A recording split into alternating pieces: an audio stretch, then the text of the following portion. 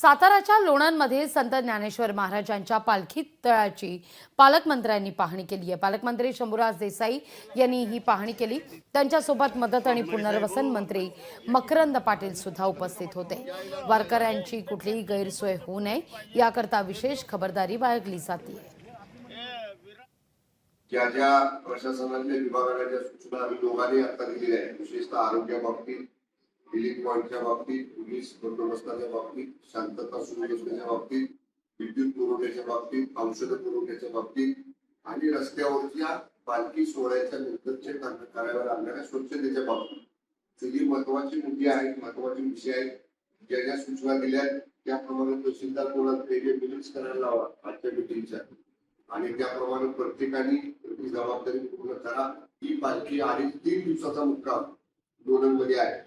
आपण सर्वजण आजपर्यंत अनेक वर्ष वारकऱ्यांचं, टाळकऱ्यांचं, सगळ्यांचं स्वागत करता, आदरातिथ्य करता आपल्या गावात वारी मुक्कामाला म्हणता येतं। तशीच परंपरा आपल्या गावाची, आपल्या जिल्ह्याची आपण सगळ्यांनी जपावी। शंभूराज देसाई, मकरंद पाटलांकडून या पालखी तळाची पाहणी करण्यात आलेली आहे। लोणंदमधल्या कुठेही वारकऱ्यांची गैरसोय होऊ नये याकरता विशेष खबरदारी बाळगली जाते।